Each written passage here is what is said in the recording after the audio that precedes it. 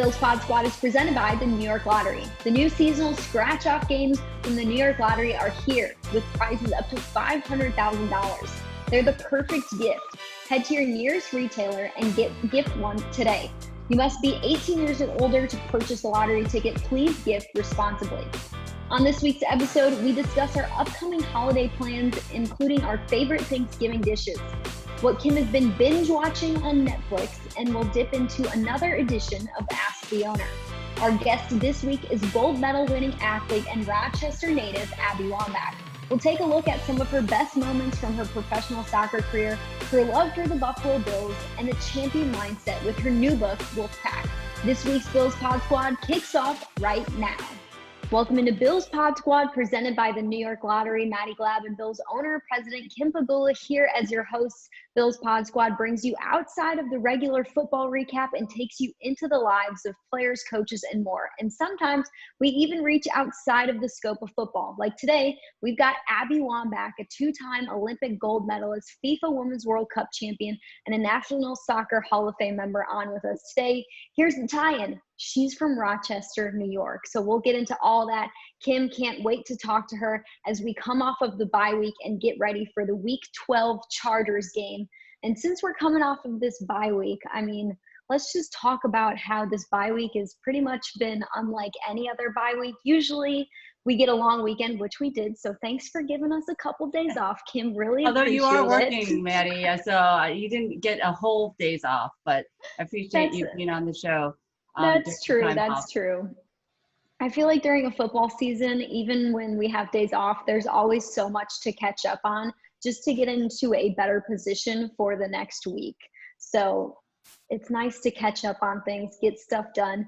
But usually maybe in a normal year, most people, some players, some staff might head out and do a little quick vacation for a long weekend. But this year, because of COVID, and because of all the things of 2020 that have not been what we wanted, we're kind of stuck here in Western New York. Kim, are you still in Florida? So you've been in Florida. Yeah, I feel like we've all just been at home.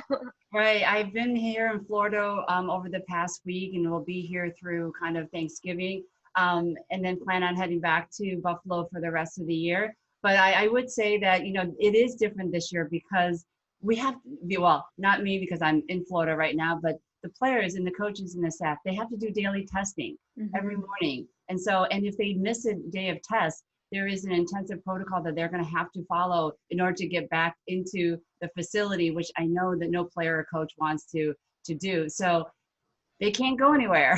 They have to at least in the morning have to show up for their daily testing. So you're right. It is a little bit different. Listen, you can still get some R&R back at home and spend some extra time with your family. And so I think that's what our players and coaches are doing, but certainly it is not the same. Yeah, it is definitely not the same. I was planning to go to Florida with my family for a long weekend. And as we got closer and closer to the bye weekend, I'm getting daily tested too. So I was like, guys, I don't think I'm going to make it.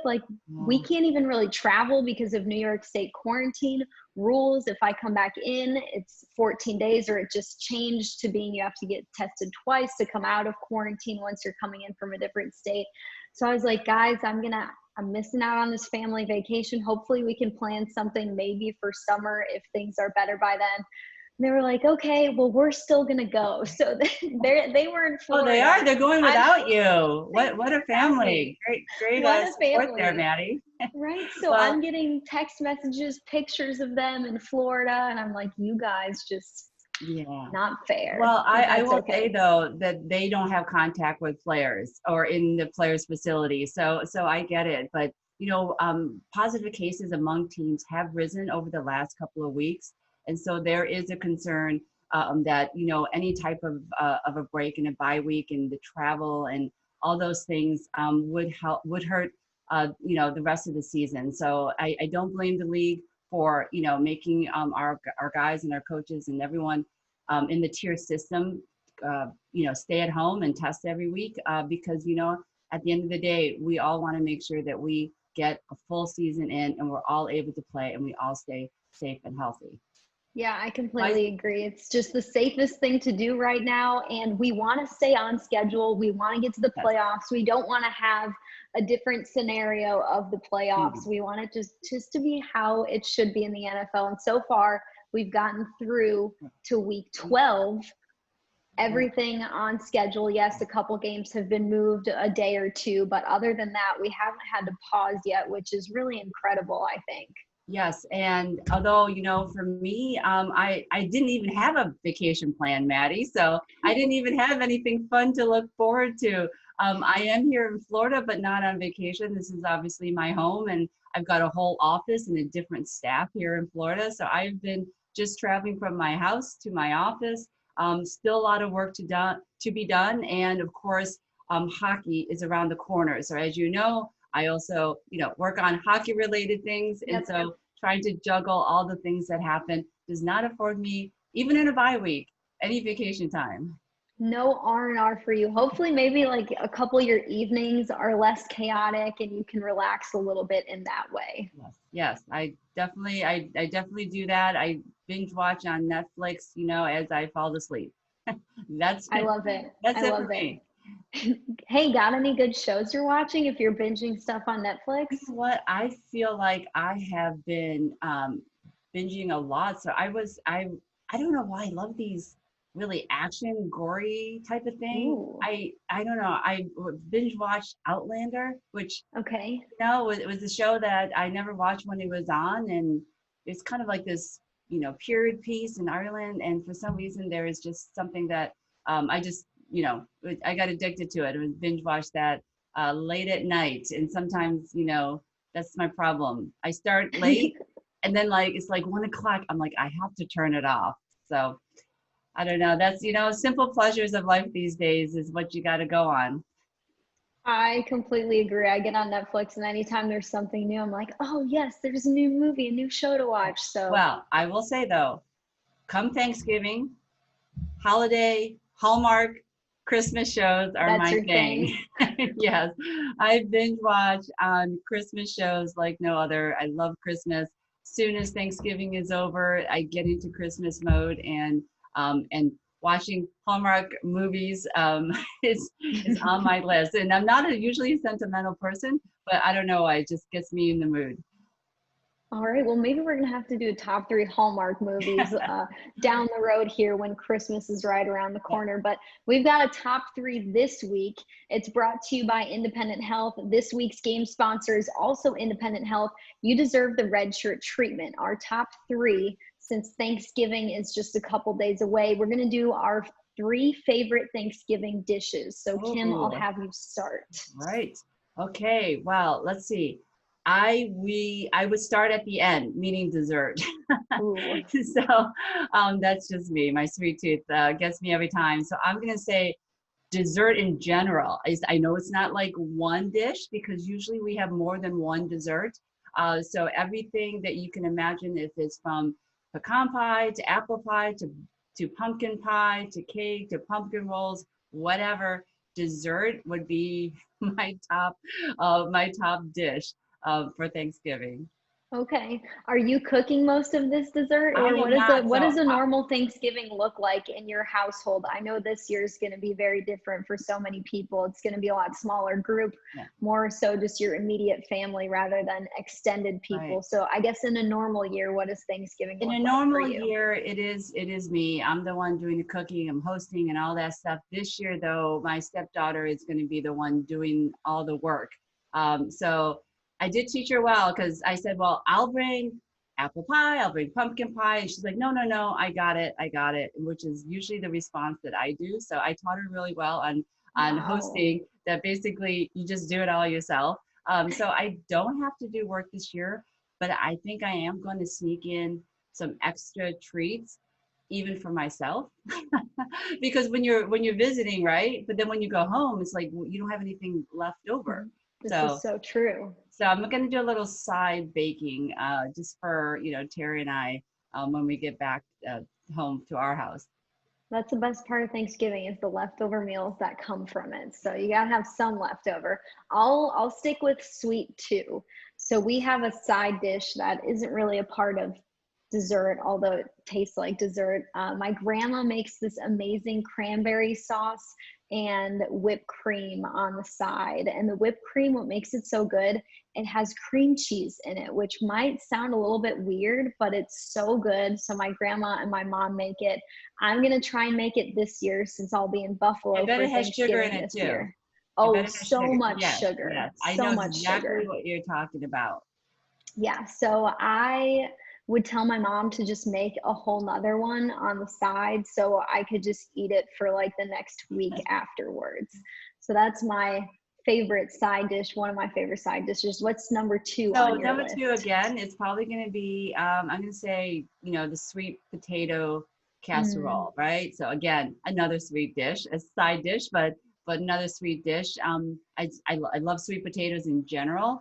And I love, actually, when I bake a sweet potato, I love eating the skin off of the sweet potato. So after it's baked for like, an hour or more and it's all soft and gooey, the sugar from the sweet potato kind of just oozes out, and like I eat all the skins of all the sweet potatoes before I make the casserole. So, but at the end of the day, sweet potato casserole with the brown sugar, lots of butter, and some nuts sprinkled on top. That's like I said, That that's sounds a really side good. dish, but to me, I could eat that for dessert too. Yes. My number 2 has to be mashed potatoes and gravy. Maybe gravy should be its own category for me because my whole plate is like doused in gravy. I feel like I'm a big mashed potatoes fan. I don't eat mashed potatoes a lot. So when I do have them, I go all out, and they have to be, mashed potatoes made with so much butter, so much cream, salt, like terrible for you, but they taste so dang good. So that's number 2 for me. What about number 1 for you? Let's see, number 1 for me. Oh, sorry, Maddie, I did it backwards. I gave you my number 1, then my number 2, and so my third, because I gave you 1 as dessert would be my number 1. So, oh, right. sorry, Okay. I did it So backwards for you. whatever order, your number So my 3. third, What's your number probably, 3? my third would probably be the cranberry sauce. So I know you said you had a special dish. I'm gonna say I love the cranberry jelly that comes out of a can. It is really good. So probably because it's bad for you and it's full of sugar, I'm sure, and not the all natural way. But I love the tanginess. I just love the cranberry with the turkey. I am not a big gravy fan. I only like a little bit of gravy, but I love a lot of cranberry to really kick up the taste of my turkey, which I don't know why, it's just not high on my list. The actual turkey part is not really high on my list. I feel like a lot of people say that. It's like turkey is not the favorite thing. Some people don't even do turkey, or they'll do another meat on the side because turkey is not a favorite amongst a lot of people. I'm going to say turkey, though, is one of my favorite parts about Thanksgiving, but it's turkey with a lot of gravy. If I just have like dry turkey, like, nah. It's got to be like dunked in gravy. Like, just give me a bowl of gravy and then just put some turkey in it. That's how I'll take it. But it sounds like all 3 of yours were kind of sugary.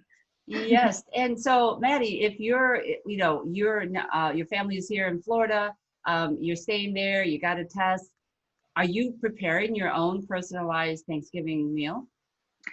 I am going to do a little bit of cooking, but I have a friend who's doing a drive-by takeout Thanksgiving. So I'm going to drive by and get some takeout Thanksgiving food from her family and then take it home. So the safe way to do Thanksgiving this year, I feel like a lot of people may be doing something similar, kind of like just a grab and go meal for extended people. Yeah, no, and like if you think about our rookies and think about some of the guys that don't have their family here with them or not married, they're rookies and they're living kind of in an apartment, not here permanently. A lot of guys on our practice squad, and yeah, they're going to be kind of alone this year. So not gathering with other players in other homes or with their families. So it may be a little bit different this year.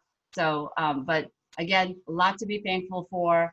We are safe, we are healthy. Our world looks a little bit different, but it's still a great world to be in. Yeah.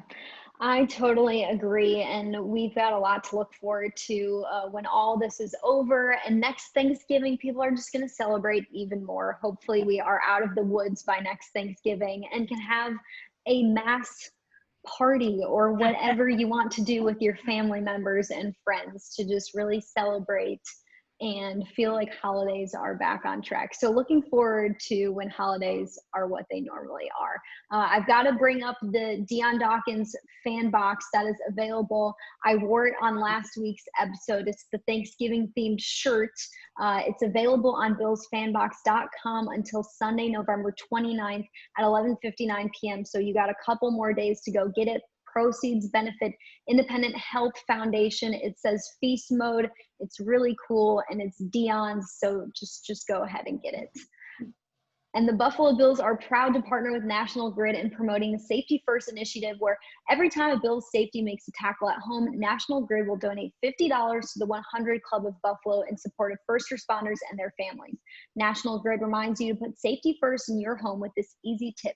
Make sure to keep all the outside vents to your home clear of snow and debris.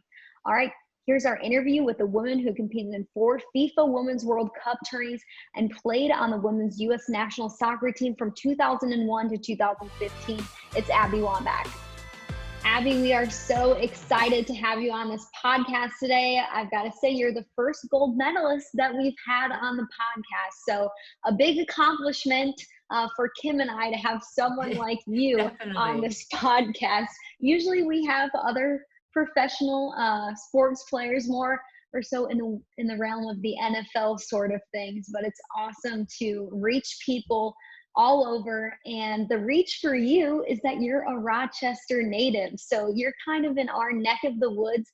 Rochester is somewhere that the Bills frequent a lot during training camp. Unfortunately, this year, because of COVID, we held training camp in Buffalo.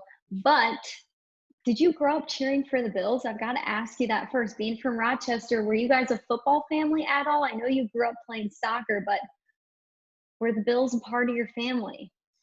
Yeah, of course, I was in my, teenage years when the Buffalo Bills made those 4 appearances in the Super Bowl. So we became obvious fans. It's unfortunate we were never ever able to bring one home.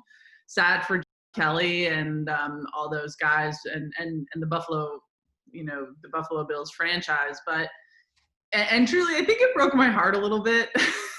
For those years, it was so hard to root for a team that could never follow through in the end. But, being from upstate New York, I feel so grateful because the kind of people who have followed me throughout my whole career, even beyond soccer, every single place that I go to, there is somebody that is connected to Rochester in some way. It's like the 6 degrees separation from Rochester, not Kevin Bacon, I swear. Everywhere I go, people are like, oh, I'm from Rochester. And they're like, I'm a huge Weigels fan, all of the, garbage plates, all the things that just nostalgia brings right to the surface. Abby, I will say I grew up in Fairport, New York, and obviously a Rochester native as well. And, we moved south because my oldest daughter is a professional tennis player. And so we moved south. And I tell people all the time, I wish I'd raised my family back in Fairport, back in the Rochester area. Maybe I didn't appreciate it at the time when I was growing up, but now as we look about all the chaos, sometimes I feel like is going on in the world.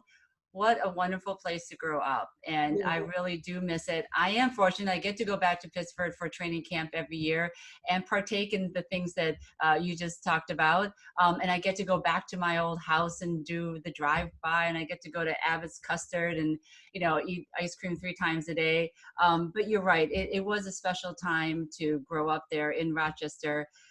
You have a lot of people in your family. You have siblings, brothers, sisters. You're the youngest of them. Tell us about just growing up and how soccer became, so important to you and the effects of what your family and your siblings had on that. Yeah, I think about that all the time. I'm raising my own children, and I do believe Rochester was one of the best places to grow up. very wholesome. You know, we never really locked our doors. We lived on a cul-de-sac, so we were always outdoors in the circle playing this or that sport.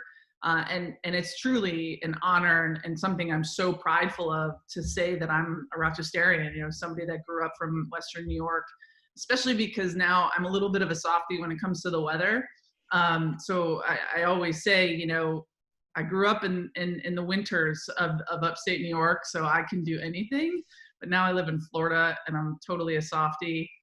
And I think that as it relates to my siblings, you know, I'm so proud that I'm the youngest of this family. And you know, the eldest in our family, Beth, she went to Harvard and Columbia Medical School, so she went down, you know, the very intense doctor path.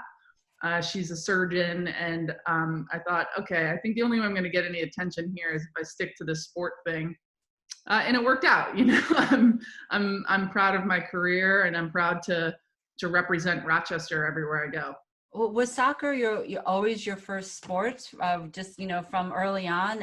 As I said, you know, my daughter was a professional. You know, she turned professional when she was 13, but probably, you know, when she was 7 was more when we recognized, oh, she's got pretty good hand-eye coordination. You know, when did you realize that, or when did your parents realize that you had a special skill? I think that because I was being like carried around to all the sporting events, I come from a family of athletes. You know, even though my sister went to Harvard, she played basketball there. My sister Laura went to Xavier and played soccer there. All my brothers were very active in their high school sports situations. So yeah, I mean, I was kind of a really exceptional, naturally talented athlete. I played soccer. My first 3 soccer games, I ended up scoring 27 goals. And at that point, my parents were like, oh, this is interesting. And I played t-ball, and I ended up playing basketball through high school. I basically give all of my heading ability in the realm of soccer, I give the credit to basketball, being able to learn how to jump and time my jump, being able to time, you know, and predict the trajectory of the ball and whatnot. So I believe that, yes, I had natural talent, and then pairing that with an obsessive drive to be one of the best. You know, what do they say? Opportunity and work ethic, that's what the definition of luck is, right? And so for me, I just had such a good situation where I was talented, and then mixed with my obsession of getting better every day. It gave way to the career that I was able to have. I've got to bring up the fact that you guys were on a panel together recently that I tuned in on, and there were some other awesome athletes on it, Richard Sherman, Chris Paul also on that panel. I guess, what is it like for people like you and Kim to cross paths in a Zoom world? I'm sure there's been a lot of different opportunities that have presented itself this year, and that you've been able to do maybe things that you don't normally do, or be on panels that you aren't normally on, because we've all discovered Zoom, and because like Kim can hop on and you can hop on from different parts of the country and together talk about how sports changes the world for better. Yeah, I mean, for me, it's actually the only reason why I agreed to do it, because I had yet to meet Kim. Because of our Rochester Western New York connections, I was really eager to speak with her and hear her story, you know. And I think for me, it was so special just to see another woman, a person that I've respected and looked up to for many, many years, and to get to know, you know. I mean, this is one of the bonuses from COVID, where I think people are more inclined to jump on Zooms and to connect in certain ways. And for me, I just want to know all of the women that are doing really like work in a man's world, to learn from them and to see how we can get more women in this man's world that we've all been living in.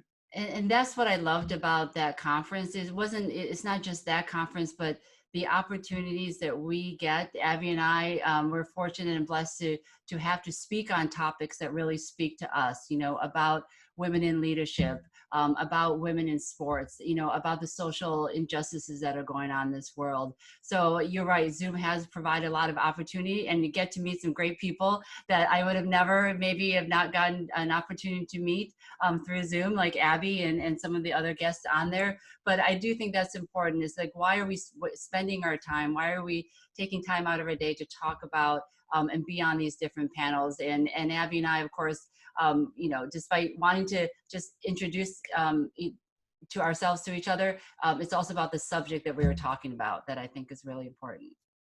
Absolutely. Abby, once you retired in 2015, just playing soccer for your entire life, was it easy to get out of the realm of being an athlete that competed at the highest level and move on to what was next? Or was it kind of tough to find what was next? I mean, you are such a prominent figure now in our world of pushing for equality for women and equality for all. Was that something that you knew you wanted to go into kind of after soccer? Yeah, well, I mean, I had the unique experience shortly after my retirement of getting what's called the SB Icon Award. I found myself on stage next to Peyton Manning and Kobe Bryant, may he rest in peace. And all three of us were being given this Icon Award in the retirements from our respective careers. So for me, I had this moment, this like aha moment, that I was on stage feeling so honored. And then the three of us turned to walk off stage, and I realized, wow, we three are walking into three very different retirements. You know, their biggest concerns were where they were going to invest their hundreds of millions of dollars that they rightfully earned. And mine was how I was going to literally create a new life for myself. You know, as a pro athlete, there's a lot of hand holding that goes on, right? I have a manager, I've got an agent, I've got coaches, I've got strength and conditioning coordinators, people who are basically in charge of my body, my life, managing my calendar. So when I stepped away from the game, not all of that goes away, but I have to actually be the manager of my own life. I have to figure out how to do tasks that I kind of would, you know, essentially was paying other people to do so that I could have this obsessive focus on soccer. So people don't understand that this transition, not only is it terrifying, because even at the time I was getting offered these amazing opportunities to go and speak and talk to the most successful people on the planet. And, you know, in my heart, everybody around me is telling me, oh, you're going to be fine. You're going to be fine. But in my heart, I realized I was going to be the only one that was going to captain my own life at that point, that I was going to lead my own self into the next phase of whatever my life would become. And when you don't see it, it's totally terrifying. And when you don't know exactly what you want to do, and as an athlete, when you've done this one thing for so long, you actually don't, in like the deepest part of yourself, you don't know if you're capable of doing anything else. I had this real fear that I was just a soccer player. It took me a few years to figure out, okay, what it was that I was good at. I did countless life work design programs. I met with people, I invested, I tried things, right? And what ended up changing my life was being offered an opportunity to deliver the commencement speech at Barnard College in New York City. Truly, that was a life changer. I didn't realize that speech would go viral. That speech turns into the book Wolfpack, which has completely changed my life, because now I'm a professional speaker going around the world and talking to corporations about the leadership philosophies that I wrote about in Wolfpack. So terrifying, right? All of your athletes that step away from the Buffalo Bills have this fear. Yes, they probably have earned more money than any female athlete ever has, but it's still fear, because the money is irrelevant. It's like, what do I spend the rest of my life doing? So circling back to that moment on stage with Kobe and Peyton, I kind of solidified myself and promised myself that night in the hotel room that I would do everything for the rest of my life to make sure that next athlete that stepped into their retirement after me would not have the same experience. And that the realization that this wasn't just women pro athletes, this was all women everywhere, like in every industry, in every city, in every state. When they retire with less money than their male counterparts. So I am trying to systematically go about trying to change those institutions and the systems that hold women back getting women paid better, getting women respected more. And that's just what I've set my North Star to. And it's been doing all right for me since. Your book, Wolfpack, that you just mentioned, one of the things in there, one of the rules that you say in your book that I love is the old rule was, stay on the path or stay in your lane, as sometimes we talk about in business. And the new one is create your own path. And certainly you've been doing that. Do you feel it is easier now than when you retired for women, for athletes to create their own path?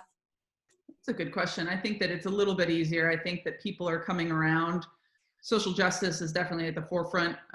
It's a big topic, something that the world is talking about more than it was 4 years, 5 years ago when I retired.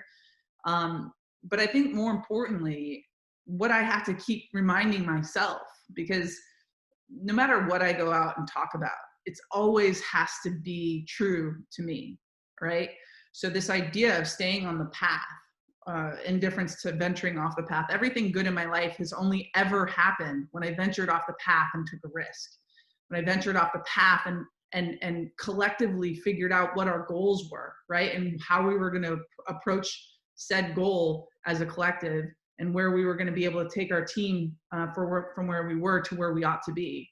And so, yeah, I think that is an especially important rule, especially for women. A lot of us are lied to from the time that we're born, even with the fairy tales, the Little Red Riding Hood. It's a big reason why I named the book Wolfpack, is because, all of us little girls are reading these fairy tales of what it means to be a person, a woman in the world. And here we are, we're being told Little Red Riding Hood, as long as she stays on the path, then she's going to be safe, right? If she ventures off the path, then she's going to be eaten by the big bad wolf. And that's just not true. I mean, I spent 2 decades with women who were wolves, right? And we were a pack of our own. And because we did it together, because we collectively bought into an idea, and because we worked towards that process and we worked towards those goals, we were able to achieve success that we never even could imagine. And doing it in your own way, on your own path. And certainly in recent, events, the hiring of the Marlins general manager, Kim Ang, I hope I say her name right. I know I got the Kim part right. I know I got that part right. Certainly a momentous moment for baseball, for our society, for women in general. And I do think that it is meaningful when those barriers do happen, that, and the representation for the world to see and other women to see. So that was such a great moment for that to happen. And certainly hope, and I'm sure you did too as well, that she gets afforded, of course, the same opportunities. As we know, sports is not easy. You're judged on wins and losses and things like that. And we hope that she gets the same opportunity that's been afforded men. And I love that, I read she, has done it 10 times, like that she has been interviewing for that GM job and had never gotten it yet. So the perseverance, you need to be a wolf in order to have that kind of perseverance. So I totally understand what you're saying and I think that's why your book has really elevated you and like you said, in helping leadership skills and in helping companies, because it does speak to a lot of truths that we all are realizing truly happens. Well, I think it's so important to remember and understand how these institutions have been built, right? They've been built by men for men. And so when you have some marginalized folks, right? And if you don't know what marginalized means, it just means people who are not in power, right? So women, people of color, Black women, Black men, these folks who live on the margins through their whole lives. If you have a table, right? Let's say you have a board table, a boardroom, and you've got 10 seats at that table. Historically, only 2 of those seats are given to women. I mean, in recent years, like if we go way back, then none of those seats are given to women. But here's the thing. This is what we have to really think about. Whatever we're working for, whatever this corporation is, whether we're making a campaign, whether we're making a product, whether we're deciding on players, right? Whatever it is, if not every person at that table is being represented, who complete the full picture, the whole page, even people on the margins, then those products, those campaigns, and every decision that gets made around that table is going to have bias. it's going to be skewed towards a white man. And this is not to say that white men aren't important. They are. It's just to say that we need to share the responsibility. And Kim being at the Marlins, like that for me is just, it's so symbolic. She's earned it. She's going to kill it. I have no doubt. But for me, it's also so symbolic for those kids that are growing up, and not just the girls, by the way.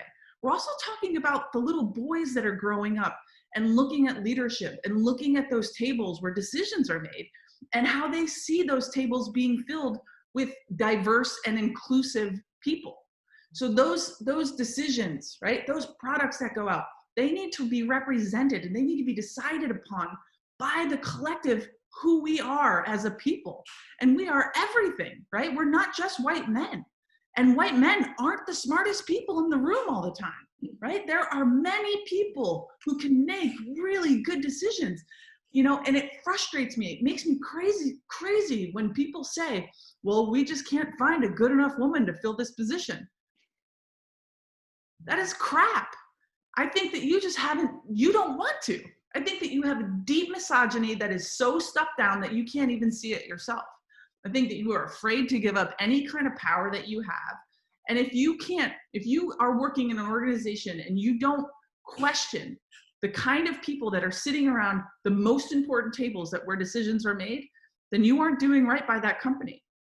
Well, you aren't speaking just passionately about these issues. You actually act upon a lot of them. And one of the things is your ownership and your investment in the Angel City soccer team coming soon So cool. to LA. So I think that is an awesome thing, because tell us about who is behind this. I mean, obviously you, but I know there is a much bigger group behind this. And what was your purpose and what was your thinking beside the love of soccer Yes. of starting this ownership group? So random day, I'll just tell you the full story. I got on my Instagram, and this is not a name dropping episode, but this is the only way I can properly tell the story.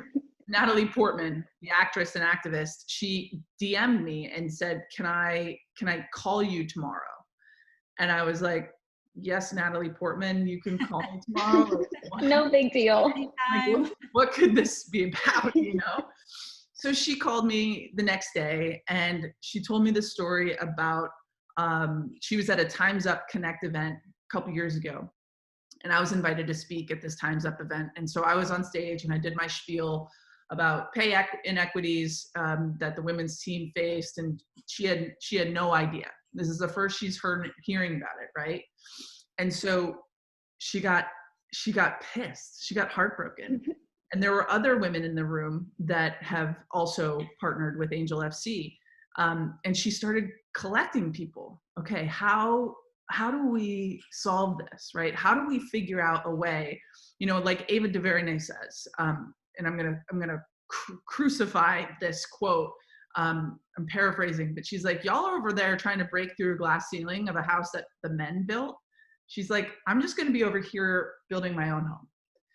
And I think that's the kind of philosophy that Natalie embodied in terms of how she started the process of building Angel, what we now know as Angel FC. Because back then it was just this idea, this need that she knew had to be filled. Us women on the national team were not getting paid the same as the men. We were in fact earning more sponsorship and revenue dollars for US soccer than our men's national team. So usually that's the big debate. Well, the men make more, so of course they're gonna get paid more. That's actually not the case. The women's team actually earns more dollars for the men for the US Soccer Federation than the men, and get paid less. So there's a real argument, and I digress. But back to the story, she found a woman named Karen Nortman, Julie Ehrman, Alexis Ohanian, and herself. And they got together and they said, how can we reimagine and innovate what sports team ownership looks like? How can we democratize this so that more people, especially the people that we're serving, can be involved? So they're basically treating Angel FC as a startup, and they will do specific rounds of funding. And this first offering, they called all the former women's national team players that have some sort of tie to Southern California. And I lived there for like 7 years. So of course, she calls and she tells me the story. She's like, we're going to start a women's professional team. It's going to be the most different team that you've ever been a part of. It's going to be majority owned by women, and we're going to run this, and it's going to be the best branded, the best franchise in the history of women's sports. And so before she could finish this sentence, she said, do you want to be an owner and an investor? I was like, yes, before she could get any more words in. I was, yes, of course, I want in. So here we are. There's tons of people who I've gotten more calls about this Angel City FC ownership than like I ever did for Olympic medals or World Cup championships, because people are so incredibly interested. Not to mention, like the biggest potential for growth is women's sports right now, especially women's soccer in the professional world, because it's, by comparison, it's fairly cheap to run the team. It's fairly inexpensive because you only got 8, 9, 10 cities that are going to be involved by the time we get in there in 2022. And it's going to be led by women, right? So here we are. And I just think it's, when you start something with an intention that's true and pure, they want to match philanthropy with profit. So they want to be doing good while also making money. And I love that, because so many times, how many women do you know that are like, well, just be grateful that you even have the opportunity. It's like, no, I want to make money. I want this team to be profitable. And I want actually all the ownership, any percentage share that you have. I want everybody making money here. I want the players making money. I want the owners making money. I want this franchise to be the best in the world. So yeah, I mean, long story short, never in my wildest dreams as a female athlete did I ever think that I'd have the opportunity to participate as an owner in a franchise, let alone the game that I love, right? I mean, I have so much experience, and you know, I feel like I've been a part of a startup for the last 15, 20 years with the national team, where we weren't getting many audiences early on in my career, 2,000, 3,000 max. And then I step away and we're getting 25, 30,000 people at every game, right? So to be a part of a build is something that is like deep ingrained in who I am. And I love it. I love sports. I love the way that we're going to redefine what sports team ownership is. And no offense to you, Kim, but it's usually only offered to, you know, the billionaire white men of the world. And this is just a totally different scenario. And hopefully it works, because we're trying to create a whole new system for people to get involved. Well, Kim, being an owner, do you have some advice or any any first couple weeks on the job advice to Abby as they go ahead and try and break through a wall here, which they are totally capable of doing? Yeah, no, I would say that was the question I was going to ask, is that, you know, I wish that I had some experience in playing football before I bought a team. And obviously Natalie Portman is no dummy. And the fact that she's recruiting you is just so smart on her part. Because I do think that there is an element, and we don't have that enough in any of our leagues. I know some of our players are just starting to dabble into. We saw Patrick Mahomes, you know, being a part ownership in the baseball team, and we saw Larry Fitzgerald in the basketball team, and minority stakes. But even at any level, I think that truly understanding, when you can understand, because it's always been, right, players versus owners or players versus the league. And so having someone in that ownership group that has and knows and understands from the player side and can bridge that gap is so smart. I would say from an ownership standpoint, it is not easy. It is not easy, because you are, as you talked about, and you're absolutely right. How do you still make money and still do good? And sometimes there are days when those lines are so much more blurred, and it's almost like there's days when you have to kind of split the baby in half, you know, like that's the only decision. And I would say sometimes that is just kind of, how do you as a, you know, I think probably as a player, you're thinking about your current contract, the game you have ahead. In ownership, you have to think about, okay, my organization long term and the bigger picture. And some of the decisions aren't popular, or there may not be the ones you want to make at the time, but you're thinking big picture. That's kind of how I see the difference between ownership and being an athlete, although I don't have the experience of being an athlete. My dog is about to bark right now, so. I've got to say one thing about the Bills is like, and I feel like with this Angel City team, it's going to be the same. It's the Bills are loaded with good people. And I feel like when you have good people from the top to the bottom, like it's a well-oiled machine because everybody's working towards one goal. It's very family oriented with the Buffalo Bills. There's a lot of love and respect for everyone from head coach to owner to GM, and someone on a lower level staff position like me. I'll walk into the cafeteria in a normal year and Sean McDermott will say, "Hey, how are you doing?" And like just simple, small interactions where everybody feels at some point that like they're on the same playing field, I feel like goes well beyond what you would think it would. And it sounds like that's one of the goals of Angel City is just to be loaded up with just great people. Yeah, and that is absolutely, it's been one of the things that keeps driving our franchise forward. You know, our CEO, Julie Ehrman, she's put together a phenomenal team of really, really great people. And, you know, I've told her, look, unconditional love here, like use me however much you want. Ask me any question. I will help in every search or research that can ever be to help this team win. Because at the end of the day, I'm also a freaking competitor and I want this team to be the best team in the league every year. I want it to be the best club in the world. And I know it takes time, but I think you're absolutely right, Maddy. I think building it around good people. And I don't know if it gets better in terms of ownership that the 4 primary investors in this team decided that they wanted to offer ownership shares to the very people who helped build women's soccer in this country, to these former national team players, including myself. And they said, listen, we want you a part of this. You can invest whatever you want. And for me, it's like, because look, some of these players retired 15 years ago and they have totally new lives now, and they're nurses or firefighters, right? And, or soccer coaches. And so it's like, they want to be a part of it, but they didn't, some of us didn't have all the money to be able to invest. And they said, it's all right. We just want you to be a part of this and help us build this franchise.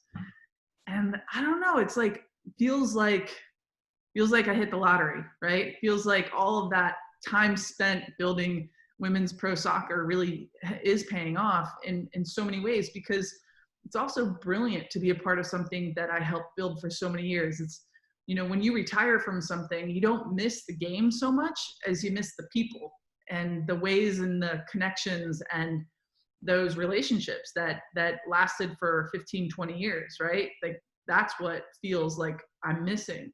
So, you know, some of these Hollywood stars, they're amazing businesswomen, right? And I want to pick their brains. I want to know what they're up to. I want to know what's going on. And this is how we can collectively band together as women. And I think that this is a model, right, for what could be possible for women out there who want more out of their lives, who want to be owners or want to be CEOs, or you have to find a group of people to do life with. And I think that I found another group of people to do life with Angel FC.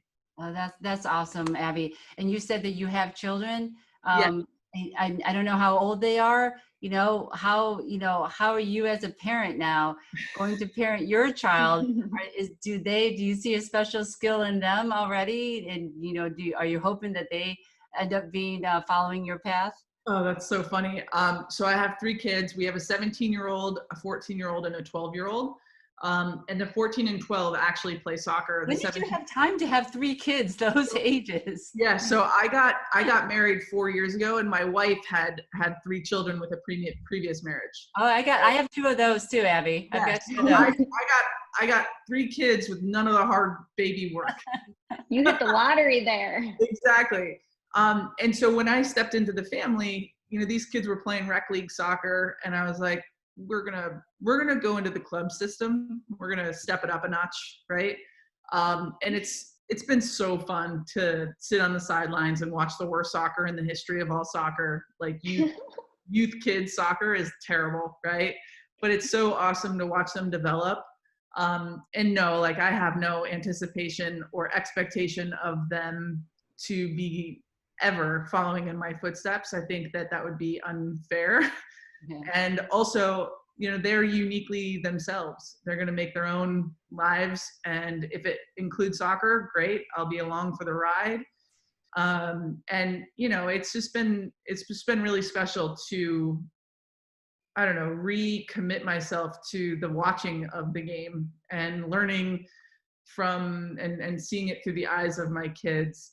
It's actually brought me closer to the game in some weird way. But it's also, I mean, it's like watching grass grow at times, just watching these games. I just want to like go out there and fix the problems, but I just can't, I got to let them fail and let them figure it out on their own.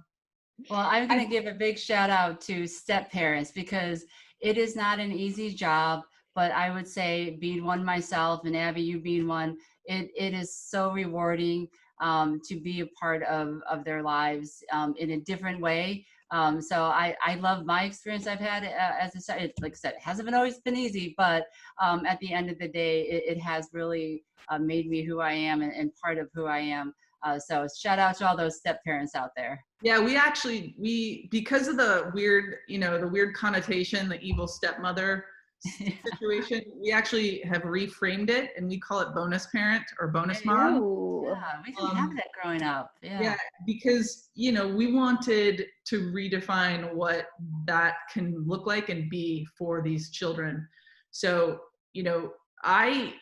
I don't know a different life. I only know the life that I have. And I safely can say that I literally don't know how parents of two parents only families do life with children.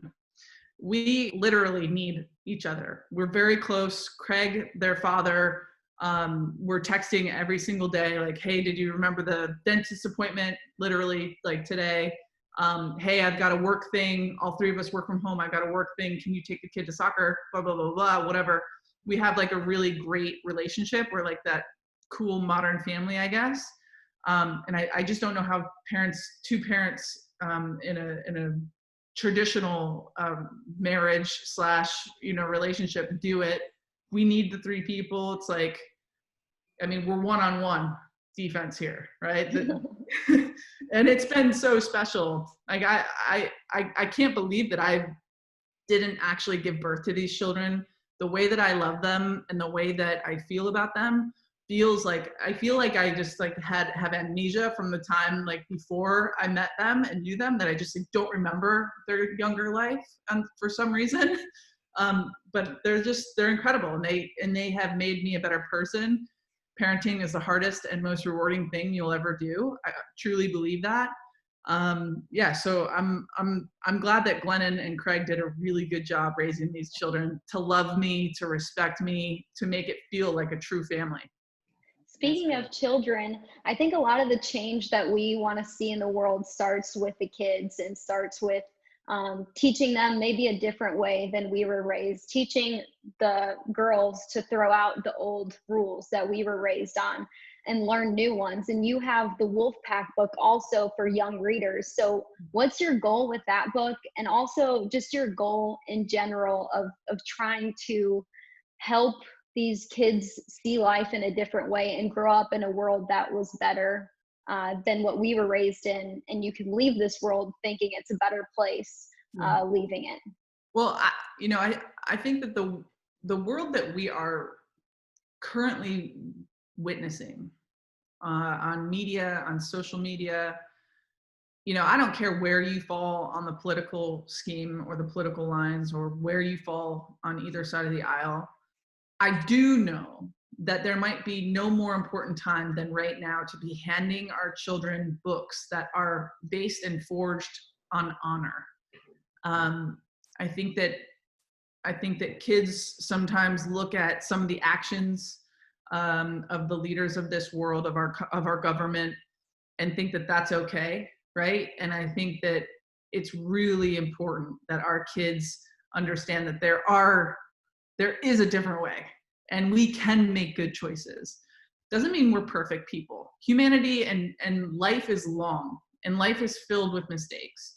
But this book, the reason why I wrote it for these young kids truly is because I think that kids are not given enough power and are not taught the most important things about life, how to be a leader of their own life.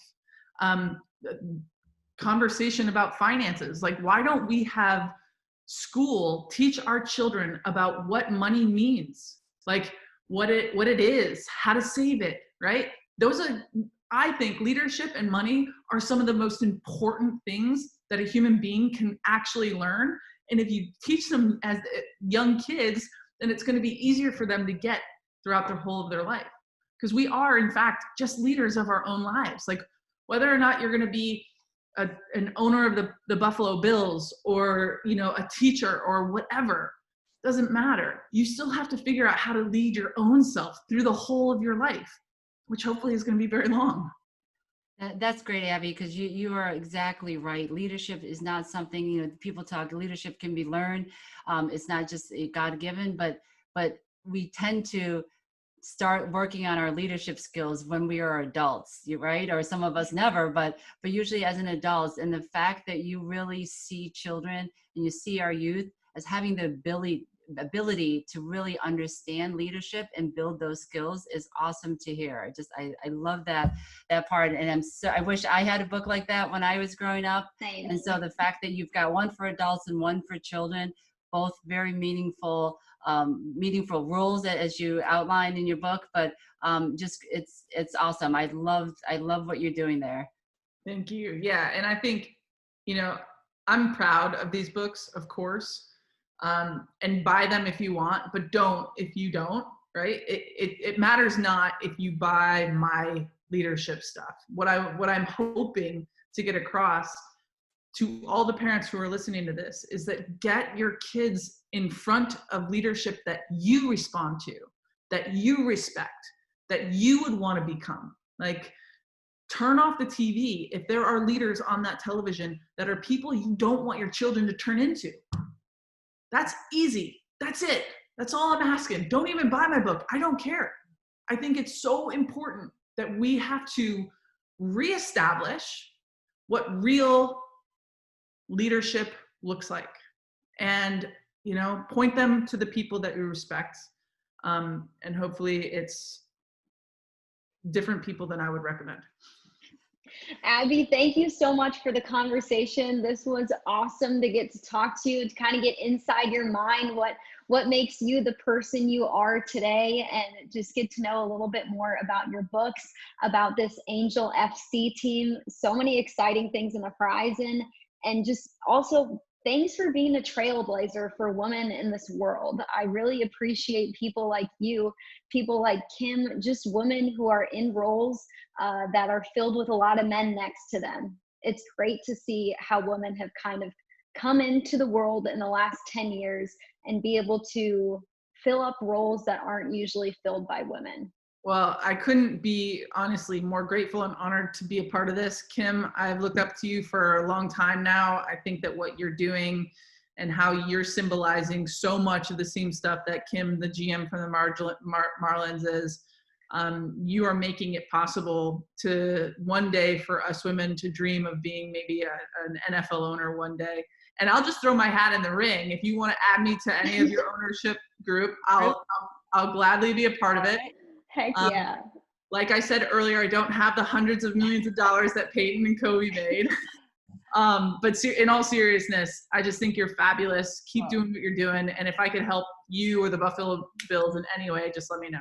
Well, thank you, Abby. We need more people like you out there being the voice for all of us, no matter our gender, no matter our race, just people, really good people with a great message for both our youth and for adults. So thank you so much for being there. If you ever come back up to Pittsburgh at all, let us know. We would be happy to give you the VIP treatment. So I know they would be so excited as we would be too, to have you back in your hometown. I would love it. I would love it. You guys take care, okay? Thanks, Abby. Thanks, Abby. You too. Bye, y'all. The New York Lottery is giving away $50 worth of the new limited edition New York Series scratch-off tickets with a chance to win up to $1 million to one of our lucky listeners each week.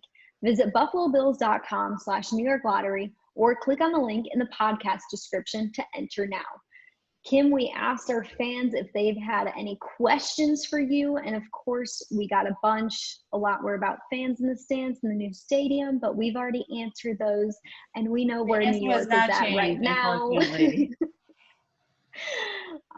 I'm in Buffalo and we're going to the orange zone. Or we are in the orange zone. So back to kind of staying at home for the next couple months. But we do have a couple cool questions from some people. Jim Wickens wanted to know, what is the ownership's weekly routine during the season? Are you meeting with the GM, the coach, the players? How does your schedule look like during the season for you? So I'm going to assume it's a regular season and not the pandemic season. Well, although they're not that much different, but there is a little bit more engagement than usually. So, as far as I'll start with Sunday as the beginning of the week. Obviously game day, big deal. But then on Monday, we always do a kind of lowdown. First, we do a lowdown with our doctors and our athletic trainer about injuries and post-game things that happen, where players are, who's going to be available, maybe not available, what the recovery is like. So we always, so it's Brandon Bean, Coach McDermott, the doctors and our trainers. We have a meeting on Monday. After some of the players are already in for some rehabbing and getting checked out. So we always do that. And then we always do kind of like then with Coach and Brandon, we just kind of talk about the game, why it's still fresh in our minds. And coaches have been able to have, a little bit of film to look at and to answer. And so we just kind of go talk through the game. And then we talk through kind of just, what the team coming up, if there's roster moves that need to be made, things like that. Like I said, it's Monday, so just very fresh, but just kind of setting out the whole week of practice. If it's a travel day, if it's an away game for the next game, the travel time, things like that. So just really just generally talk about those things. And then we let them do their job. So they go coach, they go scout, they go do what they are paid to do. And Terry and I kind of stay back. On a normal year. Terry and I, when we're in town, would generally just stop in at practice, just check on the guys, talking with the other coaches, just being a part of the team during practices when they have them for the week. And then that's really about it. Sometimes when Terry and I are not in town and we're going to join the team, maybe just for the game itself on a Sunday and fly in separately with the team, Coach will call us on Friday and just kind of say, hey, this is kind of what we're thinking going into the game plan for this for the upcoming game on Sunday. So just and then anything that happens in between, there's always something that happens in between, and those are just usually phone calls and things like that. So that's kind of how we are. We let our guys do the work that they are good at, coaching, player personnel. We are observers. We like to engage and have discussions and talks, but really that Monday post game is really where all the heavy lifting comes from. And I'm sure in between all of that is just a lot of meetings for you. Oh my goodness. I feel like any time we're about to tape a podcast, you're like, I was just on a 3 or 4 hour meeting. I'm like, oh my gosh, I don't know if I could survive. Well, I would say this year, especially, there have been a lot more meetings. So there are, NFL president's calls, there are more committee calls. So there are more, just trying to, within your own staff calls. And Maddy, you've been a part of a lot of just update, like just because we are not together. So we've been wanting to engage people and communicate. So, we're having a lot more all staff meetings than we usually do. So yes, a lot of meetings in between, a lot of things. And right now, both at the league level and us, we are just getting to the beginning of planning. What does, the postseason look like? What does the preparation things we need to think about for next season? So you think that, you're like, oh, we're over halfway mark for the season. Like things should just be rolling, but there's always things to do. It never slows down. It really doesn't. Even when you're in the off season, there's always stuff to do and prepare for. We've got another question from Ontario Hardaway. He said, Could you ask him if any of her children are going to get more involved in the organization? A pretty interesting question. Oh, yes. As I've always talked about how I love the NFL and I love the fact that it is very family focused. So a lot of teams, there's generational ownership. A lot of teams that have a lot of their own kids involved in the business at all different ages. So yes, eventually I would love to have one or more of all my kids be involved in the business. I will say my son, Matthew, who is at Syracuse this year as a senior, is in the sports management program in there. So I feel like if he's not in the business, then I kind of just wasted all that tuition money. So hopefully he will be a part of the business. But, my oldest daughter, as you know, Jessie, is a professional tennis player. So I think there are things that after her career, some connections that she really has being a professional athlete that can be valuable, as part of the organization. And my daughter Kelly has worked for the organization, in the past and doing a lot of more of the social media things and the marketing activations. So yes, that is the plan. And it's always fun to see everybody around. I feel like during a normal year for training camp, the whole family's there, and it's fun to see everybody together. And even more than just your family, Kim, the players bringing their family to practices. It's always fun to see kind of the Bills, how far Bills players and Bills staff and Bills family members reach. It's just this whole big group of people that interact with each other in a really cool and unique way, being a part of an NFL team. No, definitely. And that's the way we've always envisioned the organization going forward. And, the things that we do to make sure that it's sustainable and it's very generational. Hopefully, we can be like other families that have had their team for many generations. That's what we aspire to be. I love it. I think Buffalo fan base, Buffalo Bills Mafia members, and just anybody who lives in Buffalo or the Western New York area would agree with that. And everybody was so excited when you guys became the owners. And anytime we ask fans questions or ask them if they have questions for you, Kim, there's always a comment or two just saying, just tell Kim thank you for what they've done for the Bills and the organization and just the team that we have now. So many people are so appreciative of how far this team has come in the last, several years. So, well, and Bills Mafia means family. So it has always been that type of culture even before Terry and I bought the team. And certainly we love to add our family to that Bills Mafia family. So happy to be here. And like I said, as we get into Thanksgiving, just thankful for all that we have and how blessed we all are. Definitely. In week 12, we're facing the Chargers. It's kind of winding down the season a little bit because we had such a late bye. We've got 6 games left on the schedule, some tough teams left to face, a lot of primetime games here as we finish out the season, some Monday night games. So I guess, Kim, what are some of your thoughts about playing the Chargers or just what the rest of the schedule looks like? Anthony Lynn, as you know, was our running backs coach, was an offensive coordinator for us, and was really a high candidate for the head coach position. And I would tell you, we loved the guy. We knew he was going to be a great coach. And so excited to see him and his family again. His son works in football. His wife, Stacy, I got to know with their time here. So I'm looking forward on a personal level to seeing Aylin again. But the Chargers, I from what I have seen since the beginning of the season is they are a much better team than maybe their record shows. I mean, they have been in 100%. Some tight games and unfortunately on the wrong side of some of those tight games.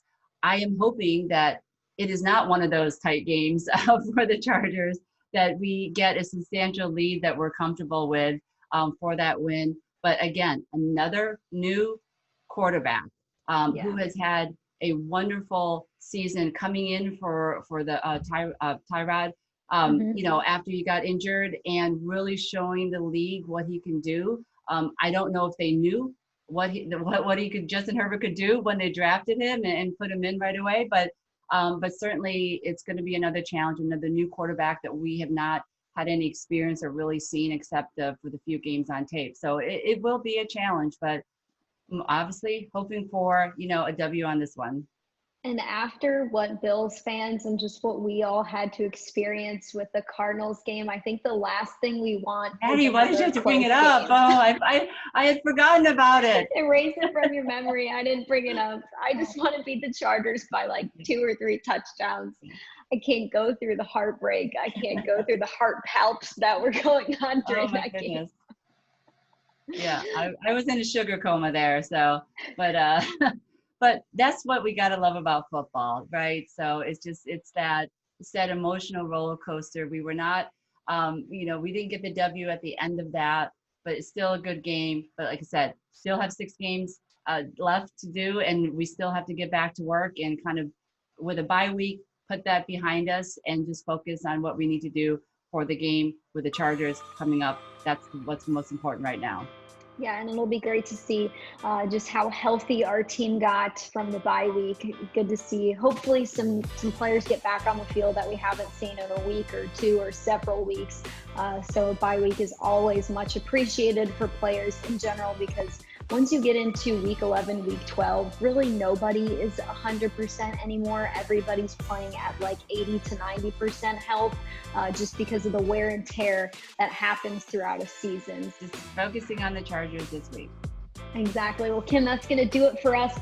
Thanks for being on. Great to have Abby a part of the conversation this week. Thank you to all of our listeners who have tuned in from the first episode to this episode. Still many more cool guests upcoming, from players to personalities to coaches, you name it. We'll cover it all.